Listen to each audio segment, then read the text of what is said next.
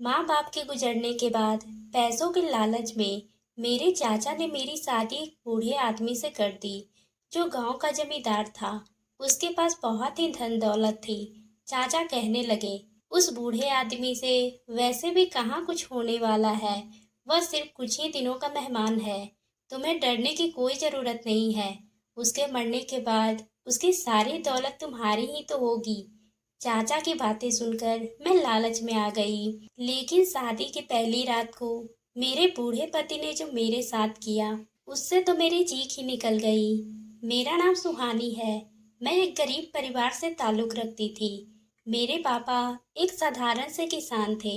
उन्होंने मेरी माँ के इलाज के लिए गांव के जमींदार से बहुत सारे पैसे उधार लिए थे, पर वो पैसे मेरी माँ को बचा नहीं पाए।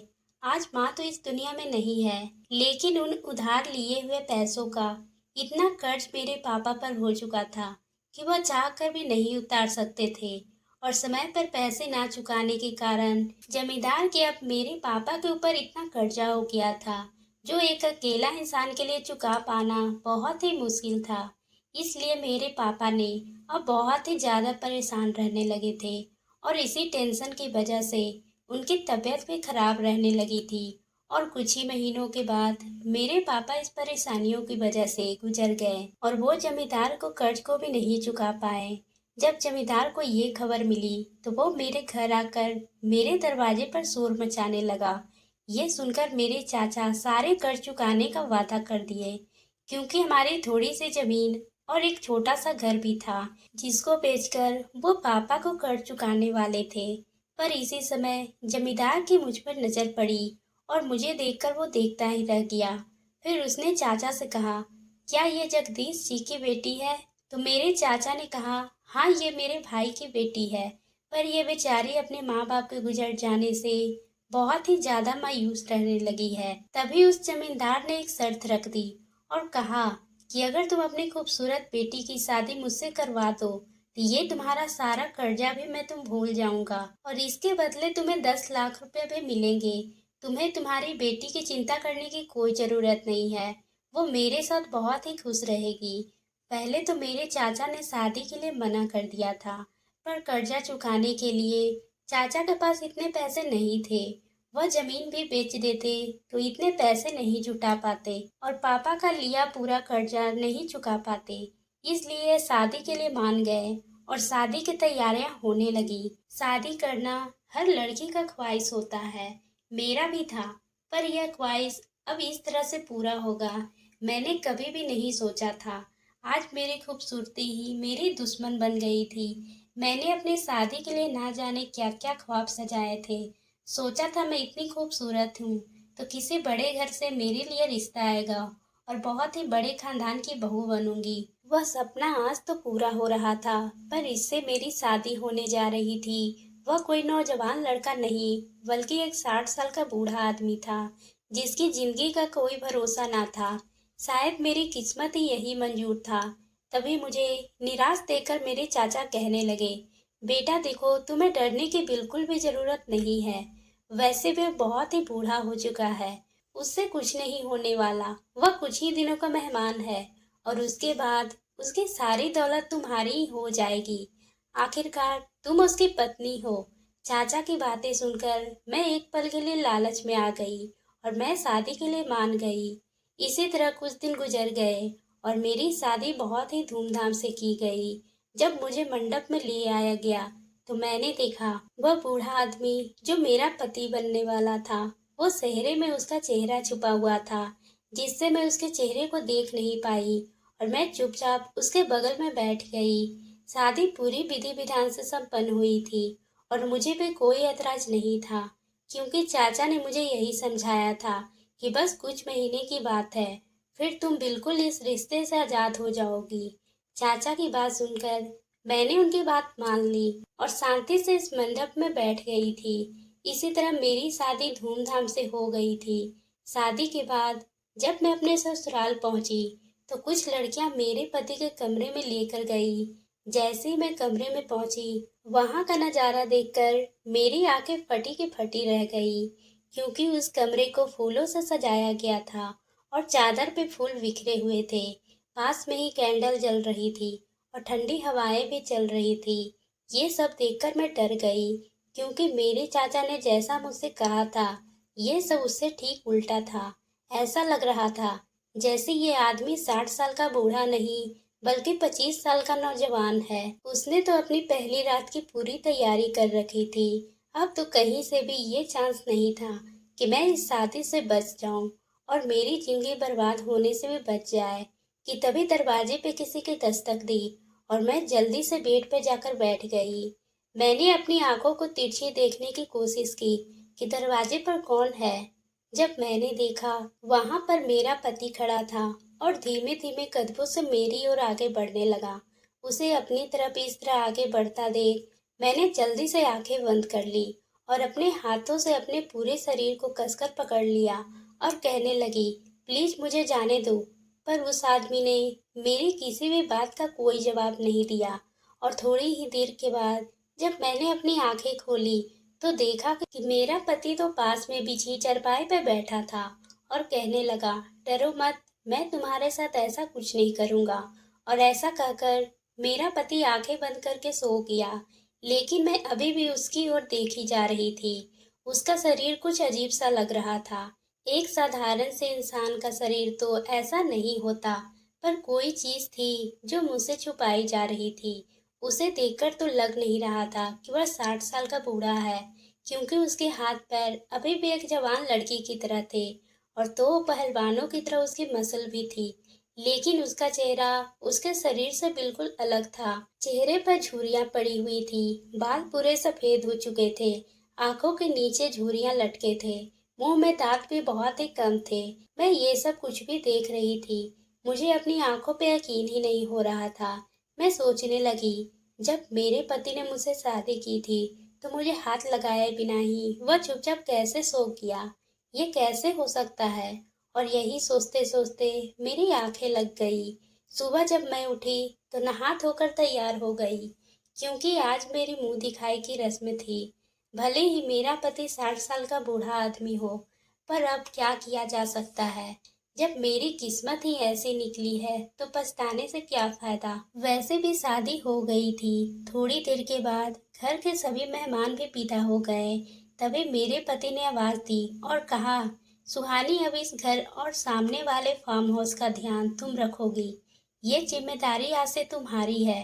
घर के नौकर चाकर को कितनी पगार देनी है, इस घर में क्या क्या काम होता है, कितने पैसे खर्च होते हैं, इन सब का ध्यान तुम रखोगी। मैं अपने पति की सारी बातें सुन रही थी, लेकिन अभी भी मेरा पूरा ध्यान उनके अजीब से दिखने वाले शरीर पर ही था। उनका शरीर, उनका चेहरा एक दूसरे से अलग क्यों है? तभी मेरे पति ने मुझे हिलाते हुए कहा, सुहानी, तुम सुन रही हो ना, मैं क्या कह रहा हूँ? मैं किसी काम से बाहर जा रहा हूँ। मुझे आते आते शाम हो जाएगी। तब तक मैंने जो कहा है वो करो। थोड़ी देर के बाद मेरे पति घर से रवाना हो गए और वो सारे काम मैं फटाफट ही खत्म कर दी, क्योंकि मैं इन कामों में तो माहिर थी। मैंने अपने पापा के घर इस तरह के बहुत ही काम किए थे, इसलिए अब तक मेरी सारी प्रैक्टिस हो चुकी थी। ये सारे काम चुटकियों में ही कर दूं, वह भी अकेले। दोपहर के वक्त उन कामों में ही गुजर गए थे, पर थोड़ी ही देर में शाम हो गई। जब मेरे पति भी घर पर आए थे तो मैंने उन्हें खाना परोसा और खुद भी खाना खाकर कमरे में चली गई। आज भी ऐसा ही हुआ। मेरे पति सामने बिछी चारपाई पे ही सो गए थे और मैं इतने बड़े बेड पर अकेली थी। अगले दिन सुबह फिर से जब वही बात हुई तो मेरे पति कहने लगे कि मैं किसी काम के लिए जा रहा हूँ, मुझे आते आते शाम हो जाएगी। और ऐसा कहकर वो मेरे पति घर से निकल गए। लेकिन इस बार वो अपना फोन घर पर ही छोड़ गए थे। मैंने जब फोन देखा तो उन्हें आवाज देने लगी, सुनिए, आपका फोन यहीं पर है। वो जल्दी जल्दी ना जाने कहाँ चले गए और मेरी बातें भी नहीं सुन रहे थे। मैं भी उनके पीछे पीछे चलती गई। मैंने सोचा कहीं उन्हें फोन की जरूरत पड़े तो खामखा परेशान हो जाएंगे। मैंने फोन दे देती हूँ। इसलिए मैं उनके पीछे पीछे चलती गई। अब पीछे पीछे चलते हुए मैं इतनी दूर आ चुकी थी, पर जहाँ पर कोई नहीं घर था और ना ही आसपास कोई इंसान था, बस एक सुनसान सड़क थी। तभी सामने एक कोठी नजर आई और उस कोठरी से अश्लील गानों की आवाज़ आ रही थी। मेरे पति उस कोठरी में चले गए।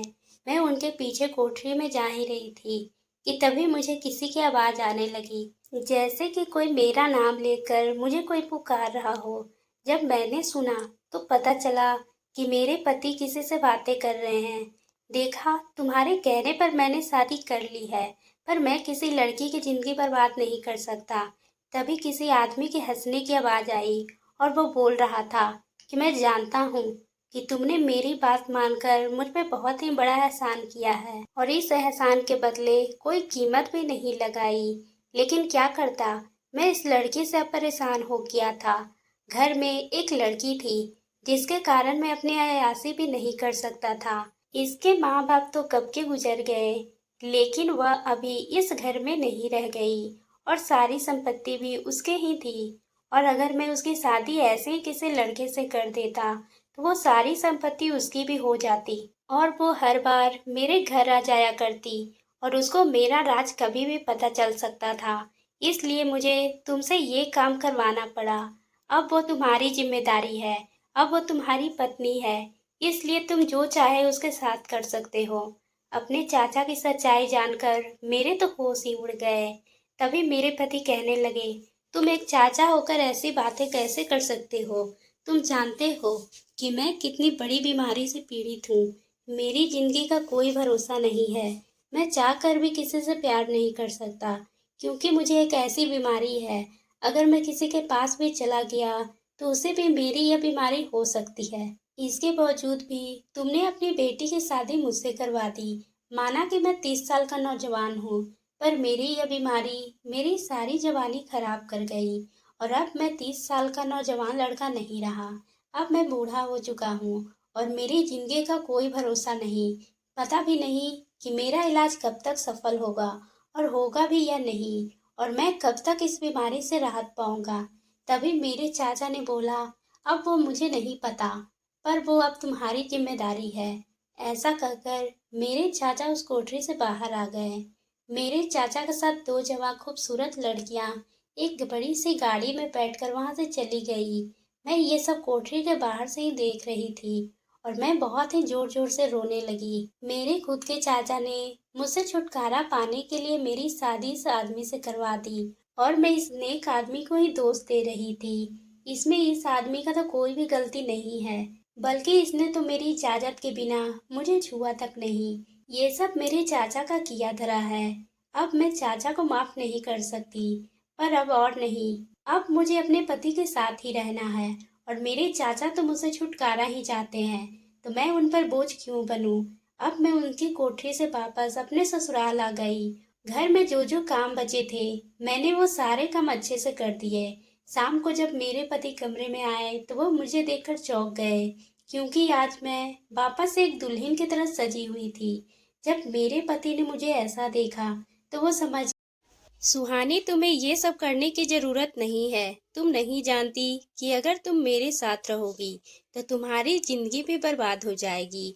तभी मैंने मेरे पति के मुंह पे हाथ रख दिया और कहा, मैं सब जानती हूँ, आप दिल के बुरे नहीं हो। आपकी इस बीमारी के कारण आप मुझसे दूर भाग रहे हो, पर मेरे खुद के चाचा ने ही मुझे आपको बेच दिया है। पर अब मेरा इस दुनिया में और कोई नहीं है। मेरे पिताजी ने तो कब का मेरा साथ छोड़ दिया है। और ऐसा कहकर मैं अपने पति के गले से लगकर रोने लगी।